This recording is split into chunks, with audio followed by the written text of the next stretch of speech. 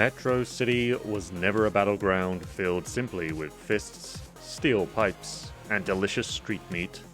It was a fiery forge where heroes rose and gang lords fell. But amidst the rubble, some villains refused to vanish. They didn't just survive defeat, but evolved. Sodom and Rolento weren't the top dogs of Mad Gear. They weren't driven by greed like Velger, or raw aggression like Abigail. Instead, they fought for strange ideas, warped versions of honor and order. A wannabe samurai obsessed with a culture he didn't fully understand, and a soldier determined to build his version of Utopia through discipline and firepower. This is the story of two former Mad Gear lieutenants, how they started as arcade-era stage hazards and became full-blown ideologues in the Street Fighter universe. One chases identity, the other seeks to forge a world only he could control. From cosplay to conquest, this is Sodom and Rolento.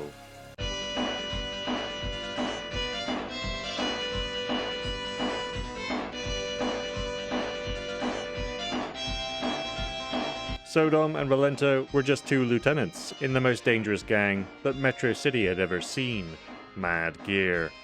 A syndicate that ruled the streets with muscle, firepower, and fear. Sodom, sometimes known as Katana, made his debut in the original Final Fight as the boss of the subway stage. Towering, masked, and dual-wielding katanas, he was bizarre even by Mad Gear standards. An American obsessed with Japanese culture, Sodom styled himself as a modern-day samurai. Though his knowledge of Japan and the Japanese language is hilariously inaccurate, he isn't mocking the culture. He simply idolizes it. His sense of honor clashed with his gang affiliation, making him feel more like a misguided cosplayer than a true criminal. Rolento, sometimes spelled Rolant, served as the boss of the industrial area stage, bringing a rare sense of precision to the otherwise chaotic ranks of Mad Gear. He wasn't brutish like Abigail, nor crooked and corrupt like Eddie E. Instead, Rolento operated with a twisted sense of higher purpose, executing tactics with military discipline. His fighting style was calculated, grenades, baton strikes, and acrobatics, each move measured and intentional. Even in Final Fight, it was clear Rolento wasn't interested in petty street crime. He was running his corner of Mad Gear like a war zone, not a turf war. While both characters were defeated by Cody, Guy, and Hagar in Final Fight, their stories didn't end there. Rolento returned in Final Fight 2, this time as part of the Mad Gear's international resurgence. Hired to train Mad Gear members in the ways of military strategy and survival, his appearance also hinted at his growing ambition. Rolento wasn't just following orders anymore, he was testing strategies, refining his methods, and thinking on a global scale. Both Rolento and Sodom would also appear in the 1v1 arcade fighting game Final Fight Revenge, which only came to consoles in Japan on the Sega Saturn.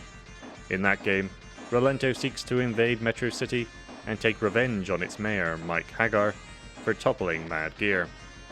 His ending shows him invading the city, with jeeps, tanks, and other military gear.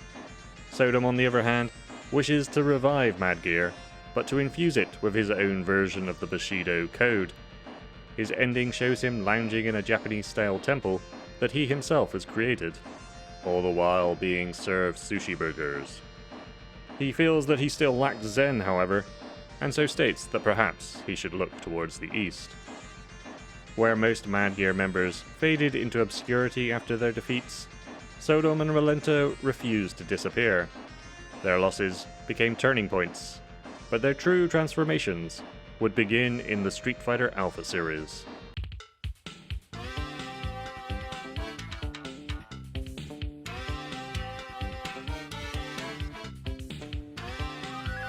Sodom's return in Street Fighter Alpha was a full-on identity crisis turned performance art.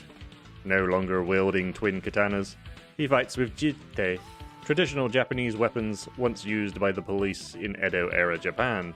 A subtle but fitting change, as now Sodom saw himself as a sort of keeper of tradition. even if he still didn't fully understand the traditions he was keeping. Uninterested in petty crimes, he is obsessed with reviving Mad Gear as an honorable organization, a reformed clan grounded in the code of Bushido, or at least his version of it. He refers to Mad Gear in broken Japanese, and gives his techniques strange Japanese names such as Butsumetsu, Buddha's Destruction Buster, and Shiraha Catch, which seems to translate as Naked Sword Catch, but my Japanese is really bad, so feel free to correct my translations in the comments. While both absurd and theatrical, Sodom is driven by something sincere. He's not trying to exploit Japanese culture, he wants to belong to it. He wears samurai armor over blue jeans, speaks the language poorly, and preaches of values he's twisted through misunderstanding. But underneath the cosplay is a character who craves identity, structure, and purpose. In his Street Fighter Alpha 1 and 2 endings, this desire plays out in bizarre but revealing ways. In 1, he tries to rebrand Mad Gear with a new Japanese name, one that makes no sense to both its former gang members and to native Japanese speakers. In the other, he travels to Japan, hoping to recruit new gang members from the esteemed ranks of sumo, meeting with a familiar-looking character. These moments are played for laughs, but they reflect something deeper. Sodom is lost. Without Mad Gear and his obsession with Japanese culture, he has no identity, so he creates one from fragments of fantasy. His interactions with characters like Guy are telling. Guy sees him as a joke, a poser who doesn't understand the soul of the tradition he claims to follow. But Sodom's not evil, just deluded. And this makes him one of the most unique, quote-unquote villains in Street Fighter. In Alpha 3, Sodom travels the world seeking to obtain true Japanism. On his journey, he crosses paths with former Mad Gear ally, Rolento, who states he has a vital mission, and for Sodom to join him. Otherwise, he will assume he is just another obstacle on his path. After their fight, Rolento reveals he was attempting to take over a Shadaloo base and use it as his own hideout. Sodom decides that's a great idea, and that he will do the same thing for himself, turning it into the new base of Mad Gear. On the way to the base, however, he runs into Chun-Li, who warns him not to get in the way of her investigation into Shadaloo. But Sodom is determined, and so they of course fight. Finally, he meets Bison, who views Sodom as simply trash, garbage that should not be there. Insulted, Sodom says that he will show Bison his super special move. At the end of their battle, Bison laughs, saying that no matter how many times he is defeated, death cannot touch him, thanks to the Psycho Drive. The dictator returns to his base to heal and increase his power. But Chun-Li and Nash have also located the Shadaloo base and perform an airstrike. At that exact moment, Chun-Li notices Sodom driving his truck towards the base in a kamikaze-style attack. As the missiles hit their target, so too does Sodom. Looking at the smouldering crater of the base, Chun-Li regrets thinking that Sodom was just a sad Japanese wannabe, and Nash states that he was indeed a true samurai. We then see Rolento looking off into the distance, staring out to sea, declaring that Sodom wouldn't die that easily, that he believes him to still be out there, alive somewhere. We can never forget the soul of Sodom, a true Japanese guy. But fret not, Sodom fans, as this ending isn't considered canon, and though he hasn't been playable since Alpha 3, he still lingers in the background of the series. In Ultra Street Fighter 4, he's mentioned in Poison's prologue, apparently having opened up a yakitori restaurant. And in Street Fighter 5, he appears in the background of the Capcom Pro Tour 2019 stage, a silent reminder that he's still out there, somewhere, clinging to his fantasy of Bushido and Mad Gear Reborn. His vibrant truck can also be seen in Street Fighter 6's World Tour mode. His legacy continues, even if he hasn't stepped back into the ring. For fans, Sodom remains a cult favourite, not just because of his bizarre look or broken Japanese, but because he's something rare in the fighting game world. A misguided soul, funny and tragic in equal measure. A sort of villain chasing an ideal he may never truly achieve or understand.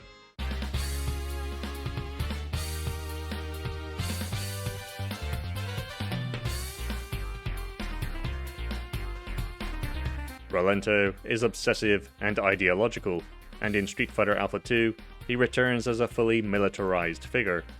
His design is striking. Red beret, combat boots, grenades, and a tactical baton, always at the ready.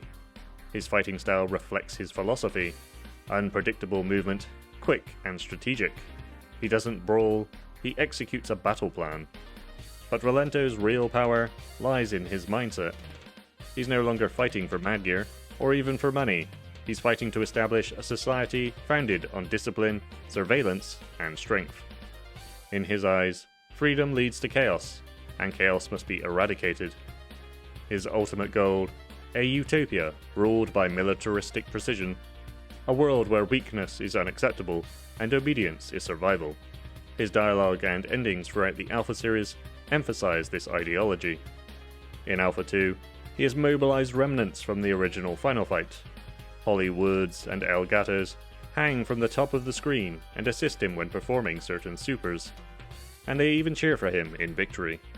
Eventually, he tracks down Guy, one of the guys responsible for the downfall of Mad Gear in Metro City, and says he will now have to rebuild his empire on Guy's face.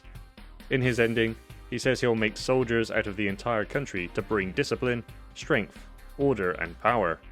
The mayor of Metro City, Mike Hagar, receives a call telling him that he is driving through the city in a tank. Turning on the television, Hagar sees Rolento attempting to stir up the citizenry, rallying them to his cause. In Street Fighter Alpha 3, his ambitions escalate. Rolento continues building his militia and realizes he needs powerful allies for his cause. Remembering that Cody, the man who helped take down the Mad Gear gang, is a powerful fighter, he sets out to track him down and try to recruit him to what he sees as his noble cause. Along the way, he meets Sodom and states he's willing to forgive the rudeness he's shown in the past, and that he should help him build the ideal military nation. Sodom refuses, saying he now seeks his true spirit, and that Mad Gear have already lost their souls. But Rolento takes this as an affront to his noble ideals, and so he no longer considers Sodom to be a blood brother. After their fight, Rolento asserts that power is everything, but Sodom counters, saying that he has changed, that Rolento didn't used to care about things like money and power, that his past goal was simply a perfect peace. Rolento just scoffs, stating his ideals do not contradict that goal, and then leaves. Eventually, he tracks down Cody, only not in a place he was expecting: a prison. Shocked that Cody would become a criminal, Rolento asks what has become of the former hero. How could he have become so corrupted? Cody just brushes this off, amused that Rolento is still, as he puts it, playing stupid military games. After they fight, Rolento laments that Cody is not a warrior. Only control, discipline, and achieving a goal, no matter the cost, can one become a first-class soldier. Unable to find any powerful allies, Rolento states he must now concentrate on bolstering his armaments, acquiring powerful weapons in order to compensate for a lack of soldiers. Arriving at the Shadaloo base, Rolento boldly demands that Bison hand over all of his weapons.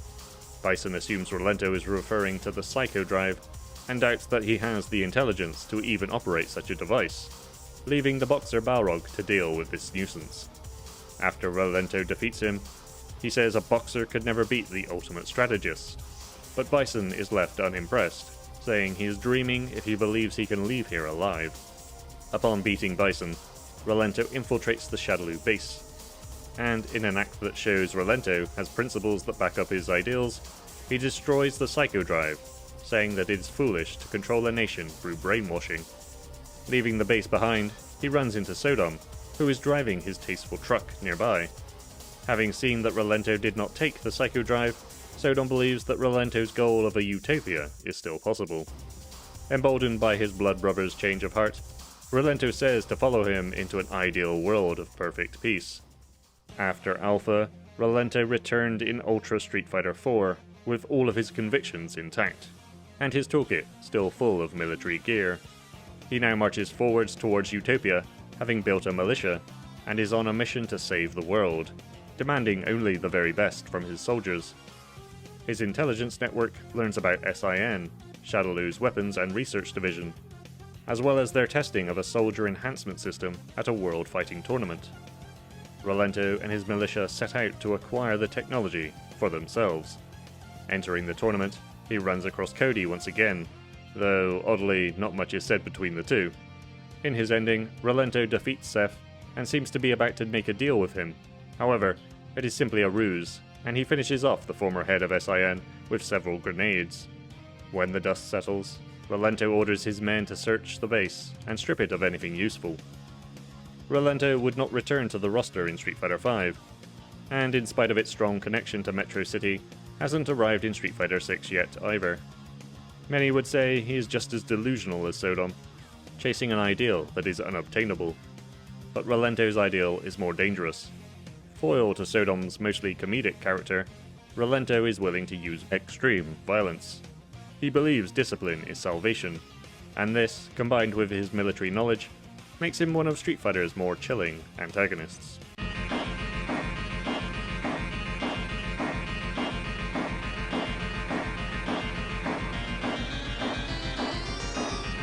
Rolento and Sodom came from the same place, Mad Gear, and, after its collapse, both went on very different journeys. At times their paths crossed, but what really sets them apart isn't their survival, but how they choose to evolve after losing everything. Sodom clings to identity and chases belonging. His obsession with Japanese culture becomes the foundation for his warped vision of a new Mad Gear, reformed as a noble warrior clan. But the tragedy is that he doesn't really understand the culture he idolizes. He speaks the language poorly, his values are second-hand, and yet his desire to live with honor is real. Sodom is a man desperate to become something greater. He builds a fantasy and calls it a future. Rolento, by contrast, rejects the past entirely. He doesn't want to restore Mad Gear. He wants to remake the world. Where Sodom dreams of tradition, Rolento dreams of transformation through domination. He sees society as being weak, corrupted by its freedom and emotion. His solution is absolute order, a militarized state where loyalty and strength are the only virtues. Whether or not you believe he is delusional, he's hyper-focused, and that makes him all the more terrifying. Both men are fanatics, but where Sodom's fanaticism is innocent in its ignorance, Rolento's is lethal in its sharp clarity. One is misguided, the other is methodical, and neither one sees themselves as being wrong.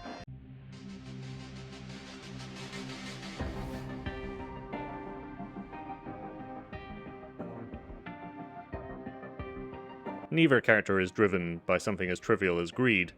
Instead, Sodom and Rolento are true believers, men who need something to fight for. And if that something should crumble, they'll build new causes out of the wreckage. Sodom sought refuge in another culture, turning to a foreign tradition as a way to give his life meaning. His journey is tragic and absurd, but also strangely noble. He doesn't want to conquer, just to belong. Rolento looked at the world and saw chaos, and decided only he could fix it. His methods are ruthless, his ideals extreme, but in his mind, he's not the villain. He's the architect of salvation. Together, they're not just leftovers from an arcade brawler, they're cautionary tales. What happens when belief goes unchecked? When purpose turns into ideology? Their stories are never front and center, they're side characters in the world of Street Fighter, minor background threats and comic relief. Both have been absent from the Street Fighter roster for some time though, and with Street Fighter VI entering its third season, time is running out for their return to the roster this time round. But the same could be said for other Final Fight characters, in spite of Metro City being a significant location in Street Fighter VI. Whether Sodom or Rolento would fit the tone and story of Street Fighter VI is up for debate, but let me know in the comments, would you want to see them return? And if you enjoyed diving into the history and lore behind these characters, don't forget to hit that like button, subscribe, and ring the bell for more lore dives into the world of fighting games. Until next time, be excellent to yourselves and one another, and I'll see you soon.